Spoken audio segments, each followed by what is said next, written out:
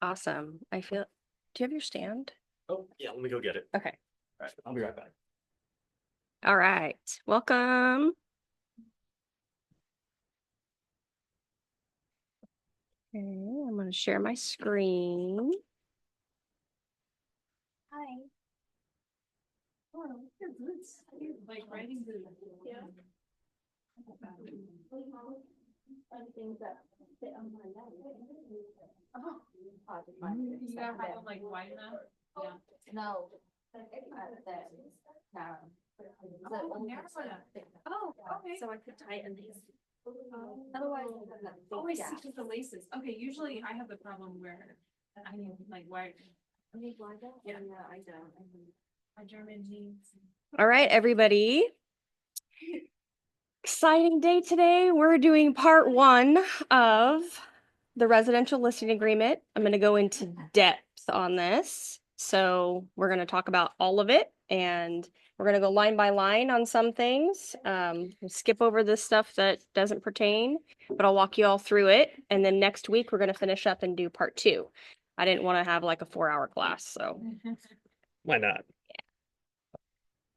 you'll be tired of me talking. Are you lined up? Okay.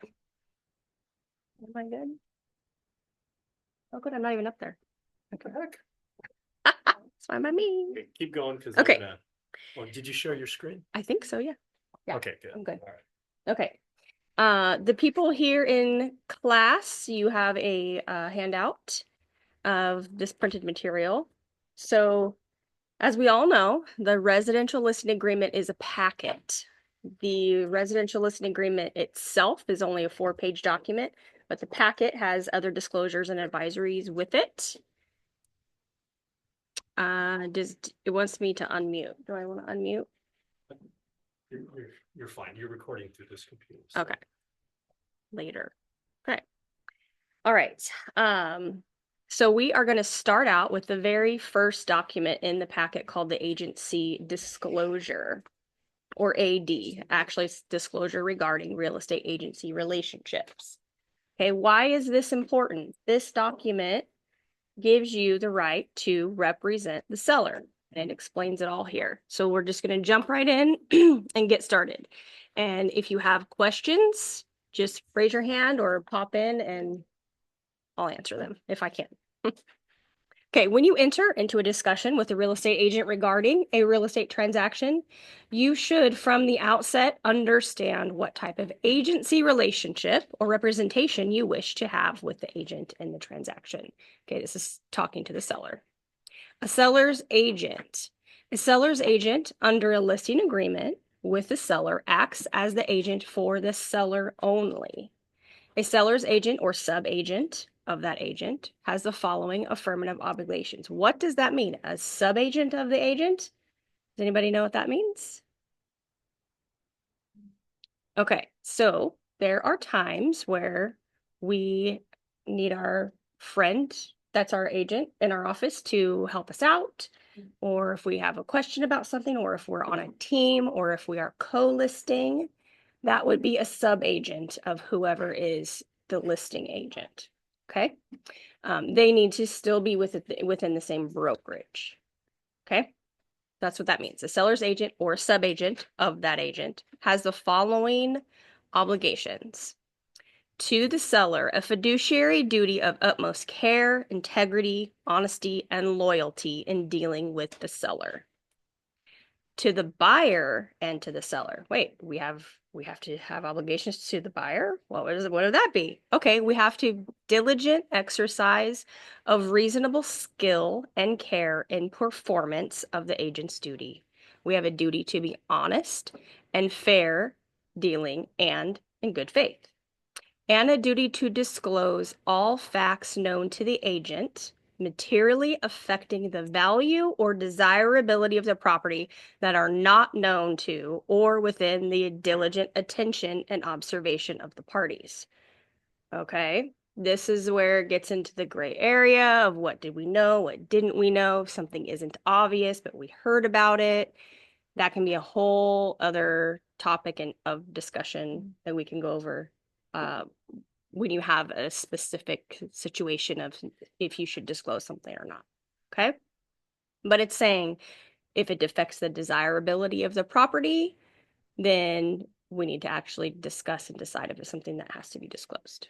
Okay? You are not, as the agent, obligated to reveal to either party any confidential information obtained from the other party that does not involve the affirmative duties set forth above. So you don't have to say why the seller is moving. If the seller is having financial difficulties, that's nobody's business. That does not affect the desirability of the house. Okay, so those things you do not have to disclose. Right, I'm going to skip over the buyer agent section because we're only talking about the seller right here. This form is exactly the same as the one that is in the purchase agreement. So if you're dealing with the buyer, you would talk about the buyer agent responsibilities at that point. This form is also in the buyer representation agreement packet. So there's multiple opportunities for you to establish agency with your buyer or your seller. This section about agent representing both buyer and seller, we're going to go over that because that might happen when you have the listing. A real estate agent, either acting directly or through one or more salespersons and broker associates, can legally be the agent of both the seller and the buyer in a transaction, but only with the knowledge and consent of both the seller and the buyer. In a dual agency situation, the agent has the following affirmative obligations to both the seller and the buyer. Okay, what do we have to do? We have a fiduciary duty of utmost care, integrity, honesty, and loyalty in the dealings with either the seller or the buyer. The other duties to the seller and the buyer as stated above in their respective sections. Okay, so you have to do everything that you would do when you just had the seller and everything you do when you just had the buyer. In representing both seller and buyer, a dual agent may not, without the express permission of the respective party, disclose to the other party confidential information, including but not limited to facts relating to either the buyer or seller's financial position, motivations, bargaining position, or other personal information that may impact price, including the seller's willingness to accept a price that is less, and also the buyer's willingness to pay a price that is greater. So, see how tricky that can be. And you're also in there for yourself to make money too. So then that crosses the line of, if I know this information, where do I push? Where do I not? So dual agency is actually illegal in other states and can be a very tricky situation. It is allowed in our brokerage, but it's going to be up to you if you would rather refer that to your agent in your office that's your friend. Now, that's still a dual agency because the way it works in real estate is that the broker, and then we'll see this multiple times throughout this document, the broker is the one that has the listing and has the buyer representation agreement. It is the broker owns it. So Century 21 Jordan Link owns it for us, and we are the licensed agent that can represent that broker. Okay, so if Nicole has the listing and she gets a buyer for the listing but doesn't want to handle both of them, she can give it to Sean. That's still considered a dual agency because we're both under Century 21 as the broker.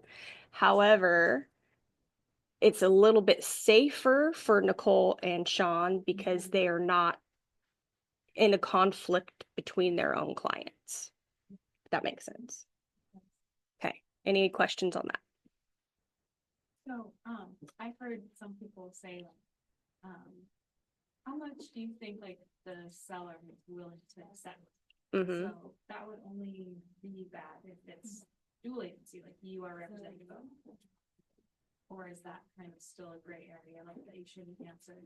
Most people don't answer it, Yeah. but it's going to be dependent on the situation and what you have going on. A lot of times, like if there's multiple offer situations, they would the seller listing agent would just say, give me your highest and best. Some of them have the idea that it is best to lay all the cards out there and say what they've got going on. But it's whatever is in your client's best interest. And we're not going to know that in the contract. Right. It has to be situational. I just didn't know how much gray area. Yeah. Okay. Now, seller and buyer responsibilities. Okay, well, what do they have to do? Either the purchase agreement or a separate document will contain a confirmation of which agent is representing you and whether that agent is representing you exclusively in the transaction or acting as a dual agent. Please pay attention to that confirmation to make sure it accurately reflects your understanding of your agent's role. Good, they're putting it back on the client. Make sure you understand this. You need to read this information. The above duties of the agent in a real estate transaction do not relieve a seller or a buyer from the responsibility to protect their own interests. You should carefully read all agreements to assure that they adequately express your understanding of the transaction. A real estate agent is a person qualified to advise about real estate. If legal or tax advice is desired, consult a competent professional. That's great. Putting it back on, we aren't tax people. We are not lawyers. We know about real estate. We know about the market. We can advise you. But if we're getting into the numbers and the legalities of stuff that are above our head, you need to seek out your own counsel. Okay. All right. And then at the very bottom, it's just talking about page 2 of the AD, which is the actual legal code, which we're not going to read. Probably couldn't pronounce half the words. And then it notes in bold at the bottom, real estate broker commissions are not set by law and are fully negotiable. You're going to see this multiple times. It was always been that way. They're making it more bold now so that there's no confusion since the NAR settlement. Okay.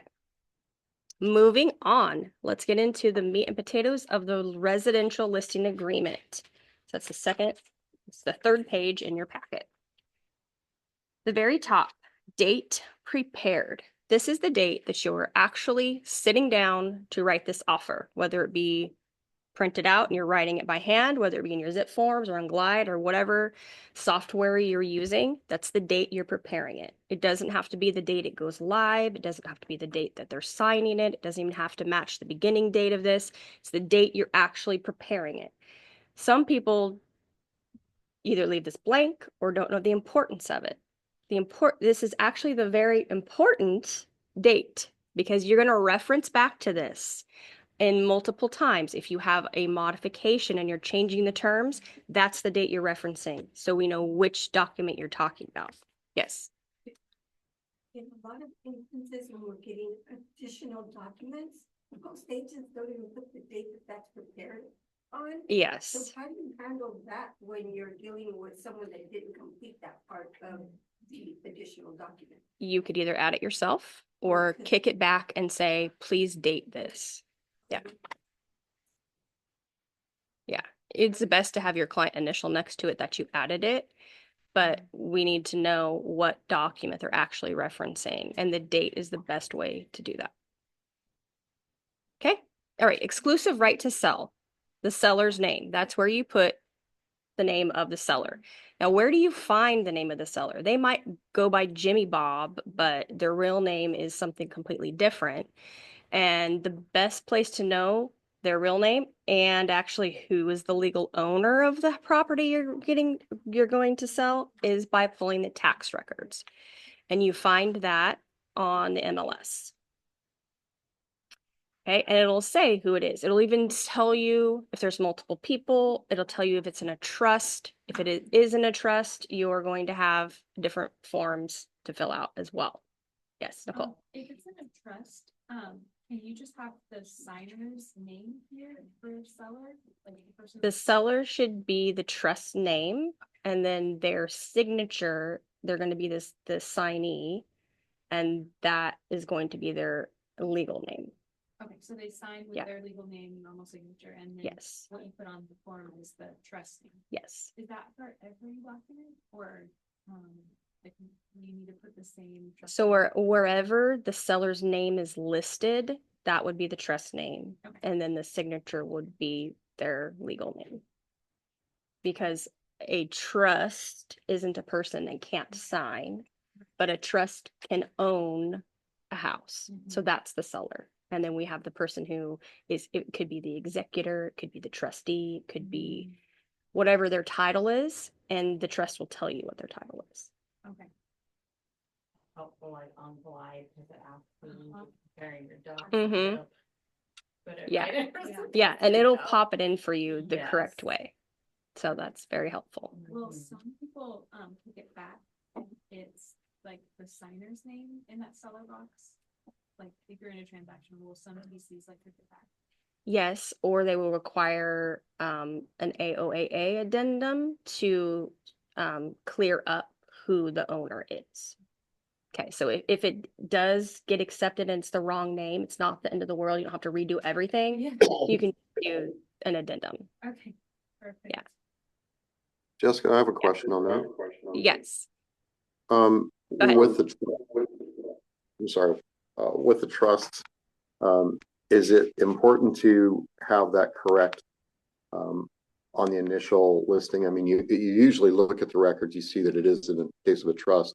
There's usually two different situations that come up with a trust. Either the family has the set up trust in their own name and they're moving and it's them, or they're deceased and someone who has inherited it is selling it as a successor trustee. Is it Right. important to make sure that we have that documentation beforehand so that we fill it out properly? I've done it both Yes. ways, and I've had somebody else that a transaction that somebody else had the seller, and they didn't do any of that. They just said the son's name. Both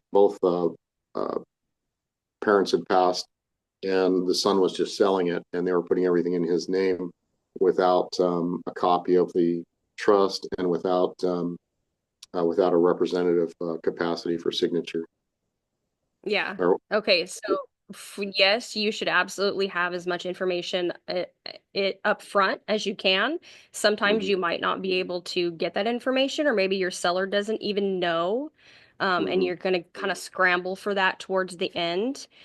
So the more information you have and can fill it out completely in the beginning, the better. However, they've made it easy enough to do an addendum and do the representative capacity form if you didn't have the information up front to fill out the entity section at the bottom.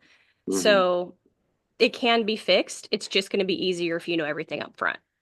Okay, thank you. Uh-huh. What was that document called? Representative? It's the RCSD, representative capacity. And there's a buyer version and a seller version. And it just says -S for seller, -B for buyer. Okay. All right. Moving on.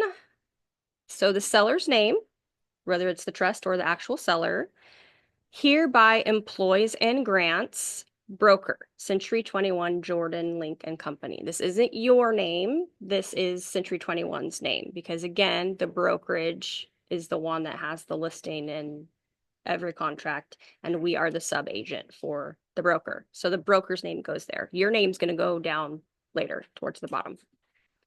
Okay, gives Century 21 Jordan Link the exclusive and irrevocable right to sell or exchange the real property described as, and here's where you put the address, situated in the city, in the county with the zip code, and then the assessor parcels number. I didn't have that because this is a made up document for 123 contract class, but you can find the assessor's parcel number on the tax record as well. It's right there where you're going to find the seller's name. Okay, pop that in there. You're going to need it when you do the MLS input information as well. Okay. Number 2, terms of listing agreement. The items in this paragraph are contractual terms of the agreement. Referenced paragraphs provide further explanation. This form is 7 pages. Seller is advised to read all 7 pages. Okay, so one of the changes that they made to the listing agreement, which is a good thing that happened back in, this was July change, I think, was that they did it in the grid form. It used to look different, where you had to go through the whole 7 pages, I think it was longer then, and figure out the terms. Now they have put it into grid, just like the purchase agreement, where everything that you're going to negotiate and write in is within this grid on the first 2 pages. Okay, so you'll see in the grid A, section A1, first we're talking about representation, and then there's that little small number 4G. and it says paragraph here at the top. So A1, section 4G has more information about what we're talking about in here. So wherever there is a paragraph number, you should jump down and read more information about it. Okay, so that's what we're going to do. A1, we're going to talk about representation, listing period. Beginning, you're going to put the date. That's the beginning date, and ending date. It ends at 11:59 p.m. on whatever date you put for the ending date. Now, here is new rules about the time frame that you can have for your listing. Not to exceed 24 months if improved with 1 to 4 units and not owned by an entity. If listing period exceeds 24 months on residential 1 to 4, this agreement is void unless seller is a corporation, LLC, or partnership. Okay, so that doesn't say trust. So this applies to trust as well. So 24 months is the maximum. And there's a reason for that, which I'll tell you in a minute. But we're going to see what 4G is. So we're going to pop down to the next page. We're going to find 4G. 4G basically says exactly what it said in there. Maximum listing period. The maximum listing period allowed by law for residential property improved with 1 to 4 units is 24 months from the date this agreement is made. This restriction does not apply if seller is a corporation, LLC, or partnership. Okay, here's the reason why. It is unlawful to record or file this listing agreement or memorandum or notice thereof with the county recorder. What? What does it have to do with anything? Okay, does anybody know why this is happening and why they limited it to 24 months?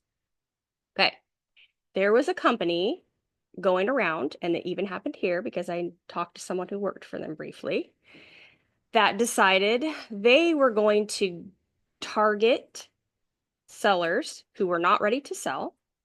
And they went to them and said, we want to list your house when you're ready to sell. And we are going to give you $500 today to sign this listing agreement for 10 years, 25 years, 50 years.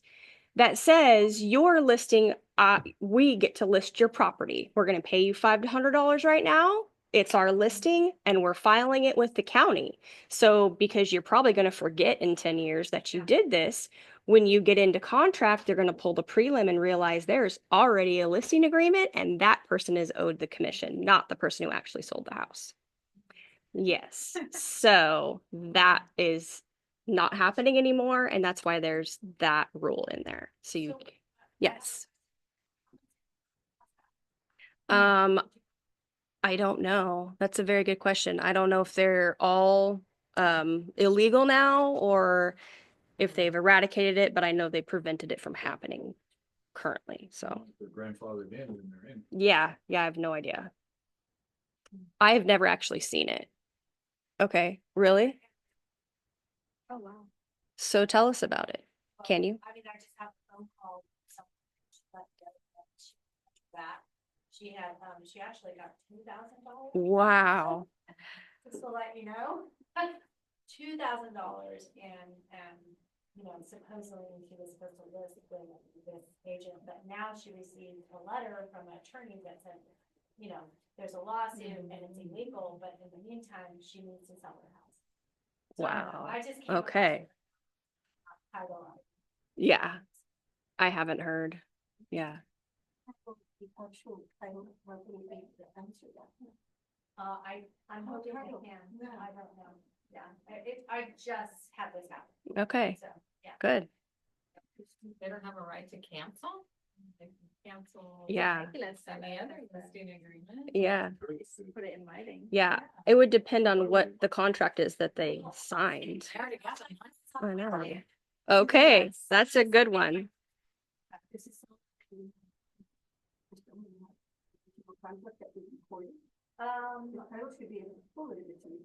Yeah, I would think they should be able to pull it. Mm-hmm. Mm-hmm. Wow. That could even fall under elderly abuse in some cases. Yeah, for sure. Oh, it was. She's older. Mhm. It was. They targeted, Oh, yeah. on on who was older or who was single. They target on all those aspects. Yep. Okay, back to the grid. Section 2A2, listing price. That's where you're going to put in the price that you have agreed to with the seller. I want to jump back up to A1 really quick here, the beginning date. Remember, you're putting in your date that you're preparing this, and then the beginning date. They don't have to match. However, this beginning date is also not going to match your live date because you don't want to set this out until Monday's date and then go ahead and get all your pictures done and start your processes without actually having a beginning date that's live, not live on the MLS, but valid. Because yes, what can happen is if you're just assuming that they're going to go with you, but you don't actually have a beginning date until that date shows up. So let's say that date's Monday. Okay, today is Thursday, and you get your pictures done Friday. Something happens on Saturday. You don't actually have a fully your listing agreement has not started yet. They can decide they don't want to do this anymore. And then you're out your picture money. Or whatever. That's just a basic example. Okay.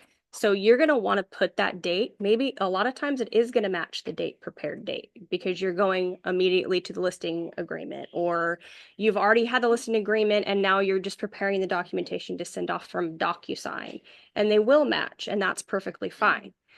However, we're going to talk about later where to put the date you're actually going to go live so that you have a legal document with the MLS and don't get in trouble. Okay? But that's not where you put it there. That's the date. It's going to go live. This date has to be before you start doing anything for the property. Okay? Quick question. Yeah. So a trust is an entity, right? But it's just not, like. It's not a considered an business. entity Right. For that. Yes. Right. Okay. Yeah. Okay, section 2B, property specific listings. Okay, if you have a manufactured home, whether it's on land or in a park, you would check this box, manufactured home, and then an attached addendum is going to pop up in your zip forms that you need to fill out as well that has more information about the manufactured home. There used to be different listing agreements. They had a manufactured home listing agreement. They had a probate listing agreement. Then they changed it to where we have one listing agreement, and if you have a special situation like manufactured or probate, you just check the box and then that addendum shows up and you have more information to fill out on that. Okay. All right, section C, compensation notice. Again, here we have the notice. The amount of or rate of real estate commissions is not fixed by law. They are set by each broker individually and may be negotiable between seller and broker. See attached broker compensation advisory, CAR form BCA. Okay, we're gonna flip on back to the BCA and see why we have to look at this. So it's behind your listing agreement, behind the MLSA form, past the PRBS, and then we get to the broker comp advisory. So it's page 13.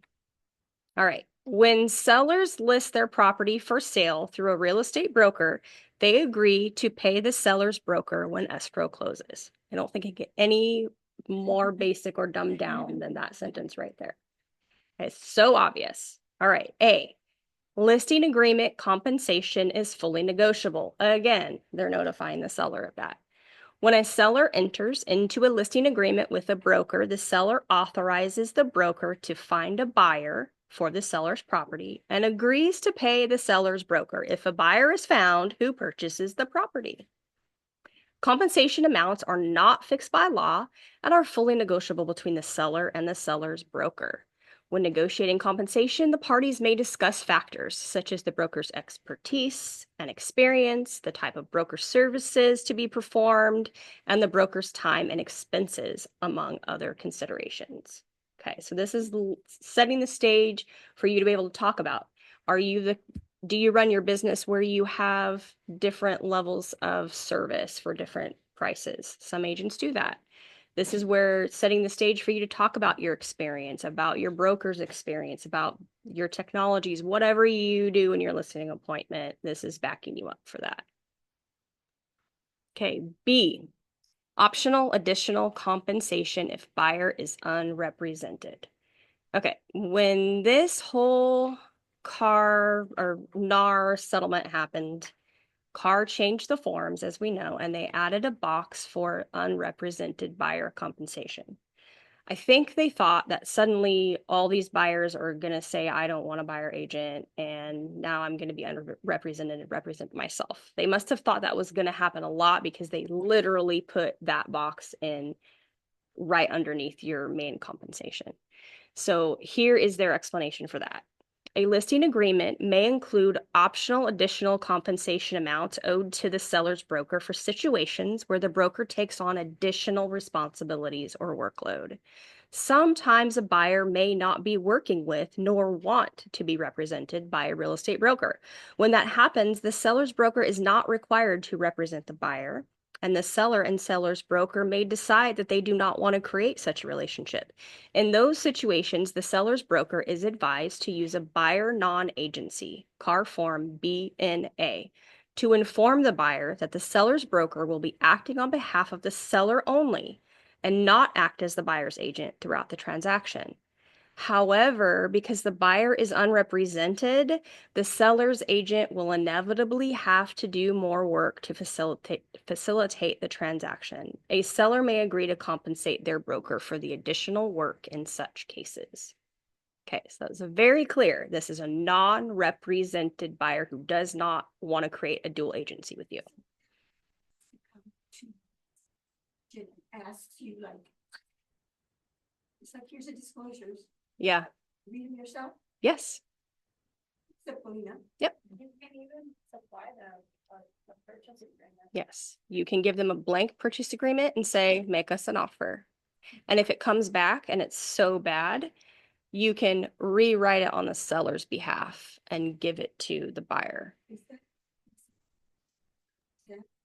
If someone gives you a letter of intent, you have to put it on the purchase contract on behalf of that buyer to be able to represent it to the seller, or present it to the seller. Yeah, you could do it that way. I know you're talking about your one that agent just didn't do their job. So yeah. They could do that too. You can do that for them. But you're not advising them, guiding them, giving them an offer to get accepted. You're literally letting them know you don't represent them. Yeah. I have rarely, if ever, seen this happen. I just had a conversation with an agent in our office who was like, I got this thing from this buyer, like, what do we do? So yeah. Yeah. So it's like, it's not that common. So I don't know why it's still right up there in the listing agreement, but I don't know. Have you seen it? Yeah. Thankfully. Yeah. Yeah. Yeah, absolutely. Jessica, if, Go ahead, Jessica, Myron. I'm sorry, thank you. If that were a situation where there are some stubborn buyers who've heard all the information that's floating around and they're not willing to pay and they just want to be unrepresented so they don't have to, for whatever reason, is that something that we negotiate then with the seller as to what the percentage would be, or how, and what would you suggest? Yes. So I will jump back up here to in the listing agreement in the grid in section C for the compensation. Mm-hmm. It tells us to read the BCA, which is what we were doing, which covers that exact topic. But right here in C2, it's saying this is exactly where you would put that. You're going to have the conversation with your seller. There might be a buyer who doesn't want to work with anyone and they're going to be unrepresented, but that makes more work for me and dealing with more paperwork and, carrying them along. In that situation, section C2 right here is where you would negotiate with your seller on if that happened, they would give you additional percentage. Okay, great. Thank you. Okay. And then we'll just jump back up since we're talking about already. C1 right here is compensation to the seller's broker. This is where you're negotiating your compensation with the seller directly to your broker. Now, old MLS days, the way it used to be back and, stopped doing it in August was you would come up with the total amount and you would split part of that with the buyer agency. That is not how it works anymore. So this number right here is just the compensation that you and your brokerage are getting from the seller. You do not have to worry about negotiating for the buyer side. Okay, I still see it in there sometimes, and people think that C2 is talking about the buyer compensation. That is not what it's saying. It is just for a buyer who is unrepresented. If you had a buyer come to you and want to buy that house and wants you to represent them, you are then creating a dual agency. You're going to have a buyer representation agreement with them and negotiate if the buyer's paying you or if the seller is paying you, just like if another agent brought the buyer in. Same thing. So I had this on this thing. Yes. I had the conversation with the seller. And straight away they were like, well, yeah, of course we would compensate you. If a unrepresented buyer came, we would give you compensation. Good. So it wasn't a fight at all. Did you explain like the paperwork and all that? Is that why? And Okay. they understood that and they were like, well, nothing changes from before. So they were actually very easy. to Good. work with. I didn't have to fight it. I was like, all right, 2.5%. Like, yeah. And I got 3% for the listing. Good. Mhm. Wish they were all that great. Jessica, that was a great explanation. I do have one other question. Sure. Since we're negotiating our commission, and let's say we do 3%, which is what we should be doing. And then because we can't disclose what the seller is willing, if they're willing to compensate or what it would be, and the buyer Mhm. comes in and their agent is requesting 2.5%, that's up to them. Then we have a difference of, it doesn't change anything for us. No. We get 3%, and when the escrow commission papers come out and some title companies give a breakdown of both, then they'll Yep. see that they got 2.5% and the listing agent got 3%. That's not a problem. No. It was never a problem before either. It's not technically illegal. Mhm. Yeah. Absolutely. It could be the reverse as well. Right. Yeah. Right. I have found where I think the listing agents who have cut their commission in order to get a listing are Mm. not willing to pay a buyer's agent more because the buyers have an agreement for a higher compensation period amount. So that's Yeah. probably more the case. We'll see. Well, it's going to be up to the market, up to the seller, up to how bad they want to get out of their house. It'll, it depends on if there's multiple offers. Right. It's all subject to negotiations, just like it says 5,000 times. Thanks, Jessica. Yeah. Yeah, Anita. So if you get that signed by the seller saying that we'll give you your 2.5% if a buyer comes unrepresented, Mm-hmm. do you then have to have a BRBC with the buyer? No, because you're not representing them. You have them sign the BNA, which is the buyer non-agency agreement. Fill that out. Yeah. Then you don't have to Yeah. ask for the commission. No, there's nothing. You're no agency with them whatsoever. But the BRBC would establish agency with them. Yeah. So, but then you would have to give escrow this information that you're getting paid an additional amount, and they might want to see this page of the listing agreement. It just depends on your escrow company. Okay, Nicole, you had a question. Is how would you handle this situation? So let's say like a buyer comes through, and they're like, okay, we want to make so you're doing an open house, you're a listing agent. They come through, they say, hey, we want to make an offer. How can we do that? And then, so because I'm an agent, I want to say, well, if you want to be represented by me, then we can do that. Mm-hmm. But do I need to disclose that, if they don't want me as their agent, I can just give them paperwork, so that they don't feel like Okay. I didn't inform them. You don't necessarily have to disclose that they Yeah. can be unrepresented. Yeah. No, I think I would never recommend that. That's because I'm like, I don't Yeah. wanna say that, but I don't wanna like not say it and then Yeah. someone say.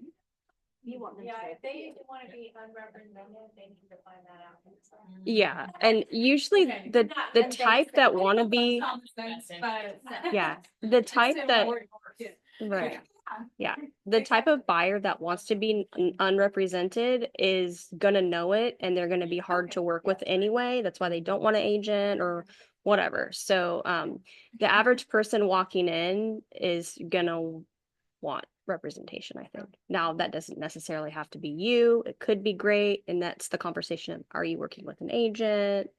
Blah, blah, blah. I don't wanna shoot myself in the foot, but Right. I don't wanna have someone. Yeah, come back to me. I don't think I would ever give an option of them to be unrepresented.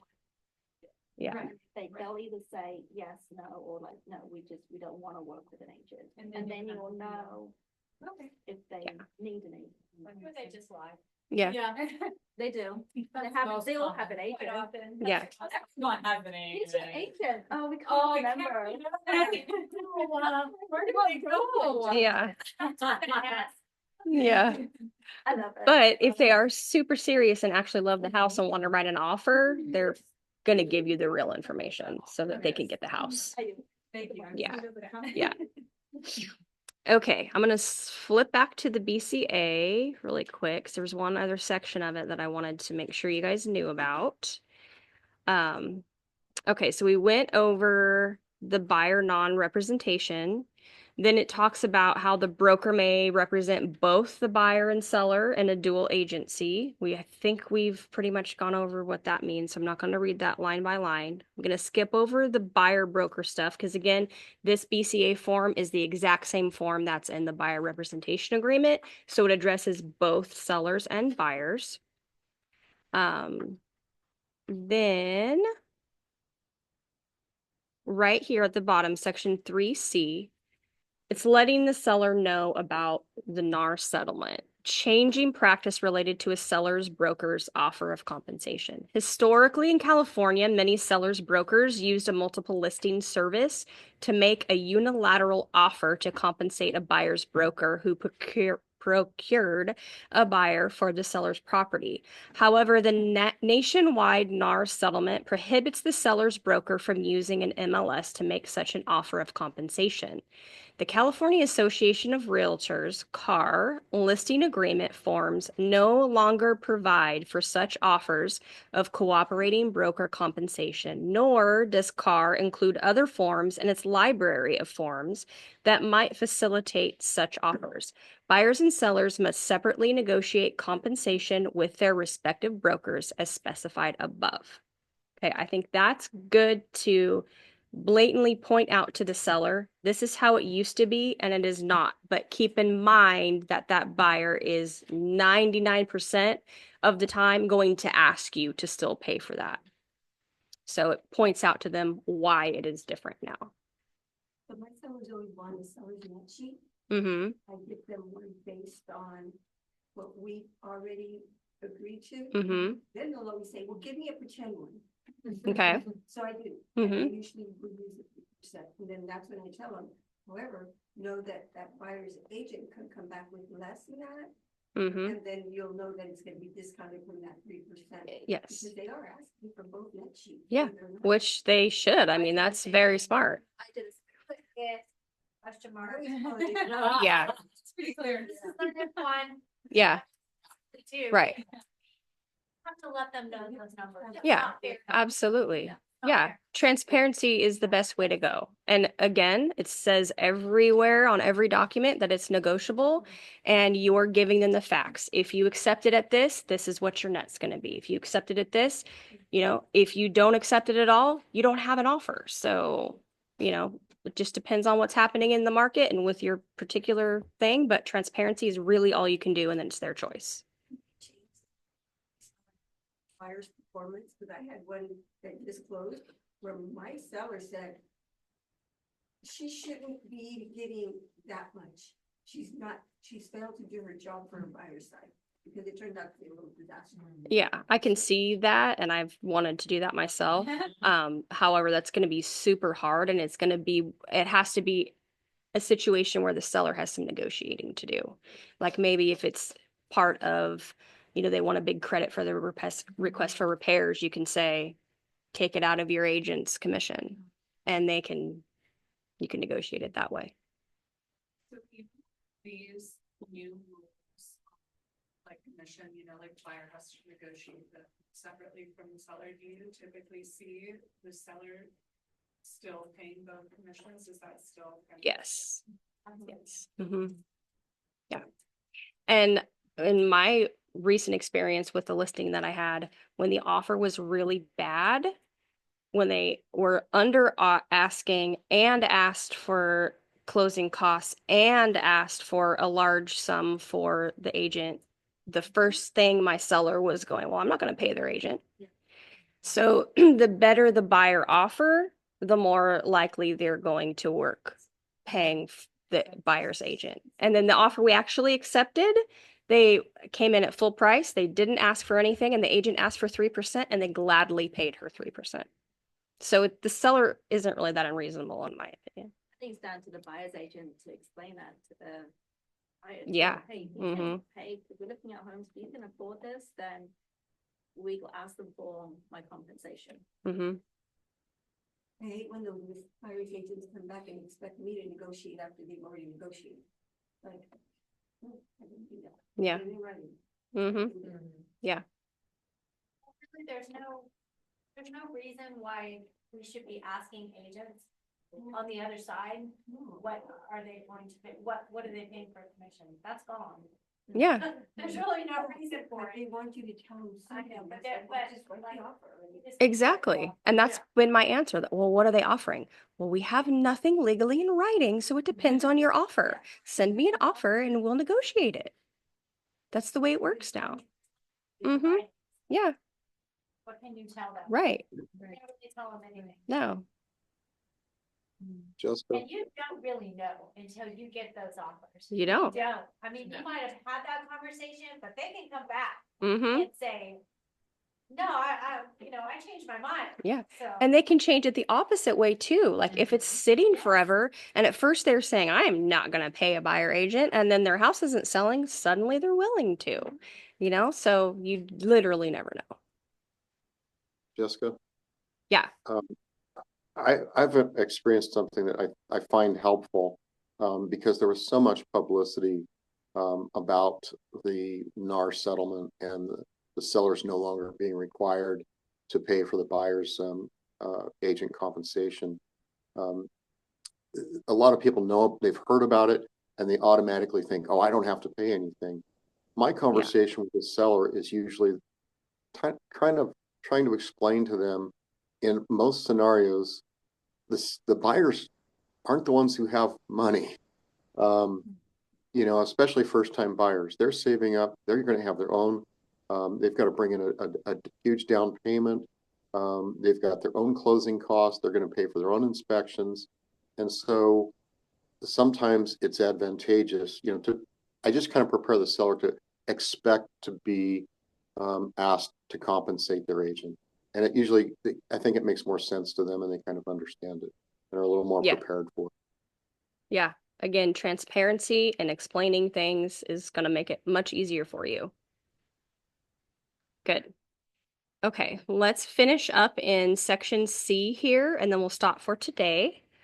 Section C3, continuation of right to compensation for broker identified prospective buyers.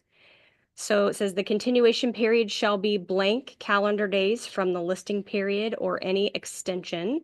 So you can either leave this blank, you can put 90 days, you can put 180 days. But what does this mean? Okay, so let's go down to 4D2. Continuation of right to compensation for broker procured buyers. If during the continuation period specified in paragraph 2C3, this is what we just read, or the same period of time after any cancellation of this agreement, unless otherwise agreed, seller enters into a contract to sell, convey, lease, or otherwise transfer the property to anyone or that person's related entity. One, who physically entered and was shown the property during the listing period or any extension by broker or any other broker, or whom broker or any other broker submitted to seller a signed written offer to acquire, lease, exchange, or obtain an option on the property. Broker's right to compensation pursuant to this paragraph shall only apply if, prior to expiration of this agreement or any extension, broker delivers to seller a notice written of the names of such prospective buyers on the car form NPB. Okay, what in the world are they talking about? Okay, first of all, this is stating when compensation is still due to the brokerage. Okay, those things have to happen. So your listing expires or your seller wants to cancel with you. If you have put a time frame in that section 2C3 of the continuation, you have that many days to still be owed compensation if one of the buyers that saw the house or wrote an offer on the house, whether by you showing it or by another agent showing it, buys the house. You still have right to compensation if that section is filled out in those days. However, right before it expires, you have to give a list with those people's names on it to the seller on that form in PB. Okay. That is why London Properties asks you who your buyer is. When you're working with London Properties, oftentimes when you show a property, they want to know the name of your buyer, and you're like, I don't want to get the name of the buyer. Because the brokerage makes that. Do you have to provide it? No. Okay, great. You can give them the wrong name. Yeah. John Doe. Susie Seller. I Okay. was always curious at that. I'm like, what's it your business who I'm bringing into this? I just need to get in. That's why Mhm. they want Yeah. to Mhm. register their names. Okay, so is that clearer about what that section means?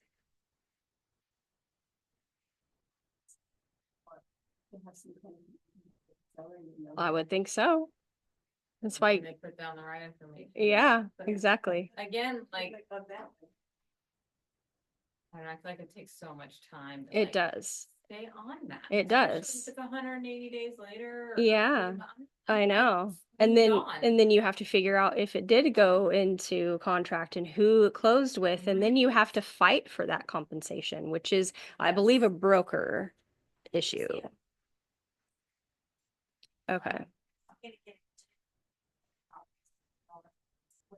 without them getting a. Because sometimes you need to show pre-approval to even get in. So you got the documentation then. Mm-hmm. Mm-hmm.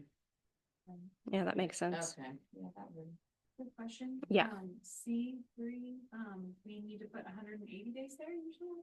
It's like a good It's standard. gonna be up to you. I don't, Like, you don't care. Yeah. Like, I'm not following Oh, up.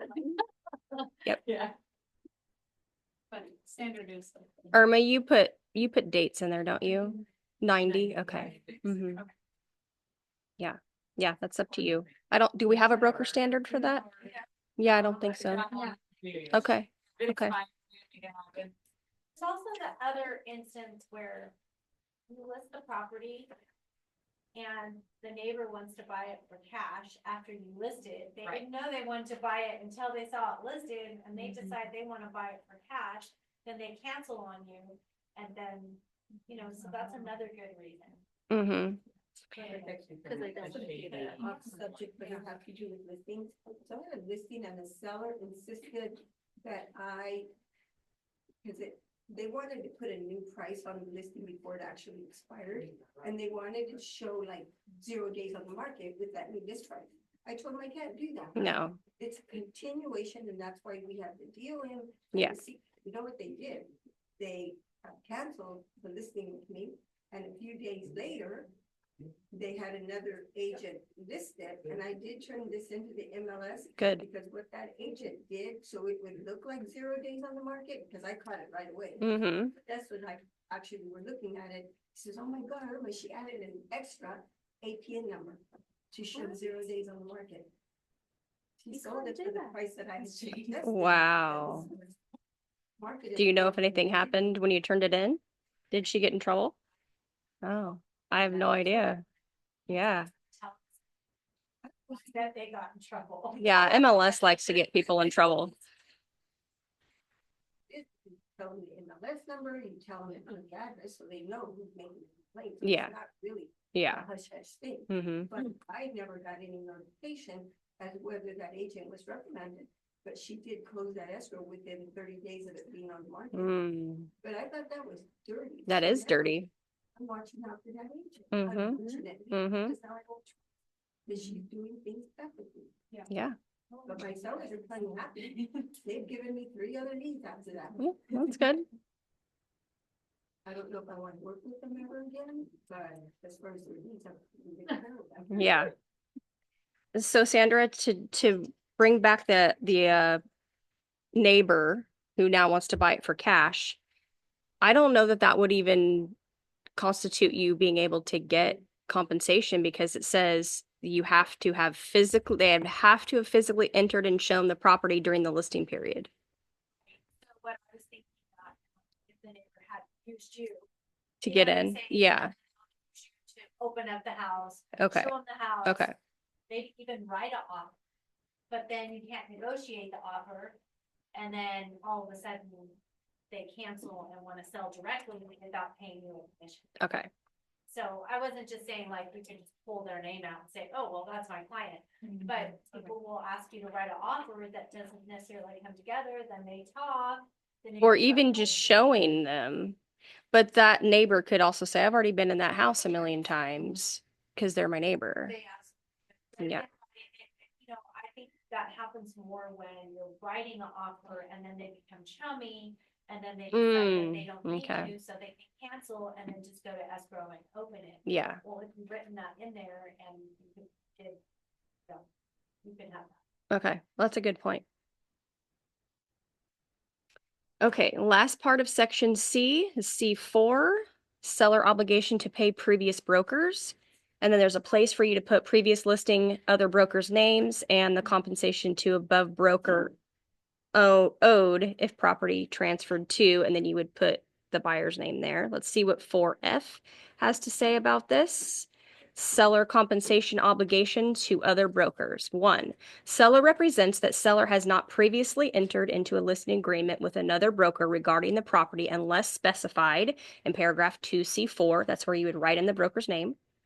2, seller warrants that seller has no obligation to pay compensation to any other broker regarding the property unless the property is transferred to any of the individuals or entities specified in paragraph 2C4. That's where you would write in the individual's name in that spot. And then 3, if the property is sold to anyone specified in paragraph 2C4 during the time seller is obligated to compensate another broker, broker is not entitled to compensation under this agreement, and 2, broker is not obligated to represent seller in such transaction. Okay, so in this case, I can think of, let's say they have the 180 days after they've expired or canceled with another broker, and that broker has given them a list of a couple of names. You would put those names on this listing agreement, and if you got an offer with one of those names on it, you are now not entitled to compensation and you no longer have to represent the seller. What decided does it know about the 180 days or 90 days? They have to be given the list by the broker, their old broker. That's part of it. So if you want to honor those 180 days, you got to have those listed names and you got to give it to your seller. So the seller will know. Whether they tell you or not is a different story, but they're saying right here in this agreement that they don't owe anybody money, or they've given you the information of the people they do owe money to, or compensation. And would that be, say they say, we want to list with you, but our brother is kind of interested in buying the property or such and such is interested, so we want to exclude them. Would that be where you would write their name or where would you? That would be in other terms, and then you would just negotiate like a lower commission for that person because they're still gonna wanna you to handle the legalities. But this would be if another broker is owed compensation. Yeah. Yeah. Okay, so I'm gonna stop going over that just a second. Stop here at C, and then we'll continue next week for part 2 at D. We'll go over what the rest of it says. But yes, go ahead. Sorry, did you? It's like 24 hours or like. It says prior to expiration. So, yeah, on the day of expiration or whatever. Sean, did you have a question? I did. Let's reread it. Okay, 4D2. Okay.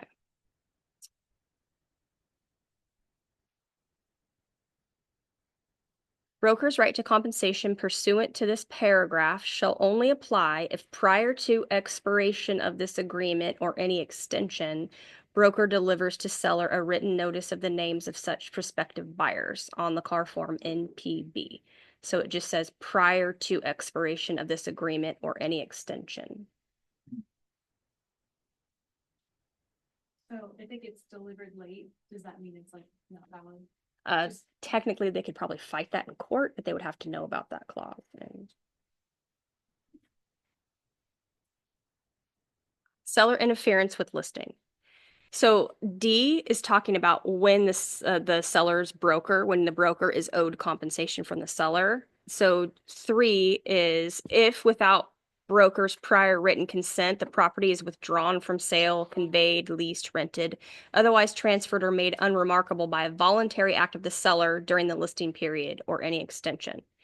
So if they just withdrew it or just decided, nope, I'm not doing it, whatever, they make it unremarkable, then you technically could fight for your compensation.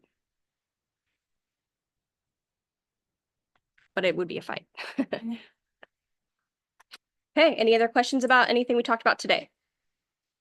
Excellent. Yeah, thank you. Thank you, Jessica. Sure. Good. Very good. Yep. Glad we have you.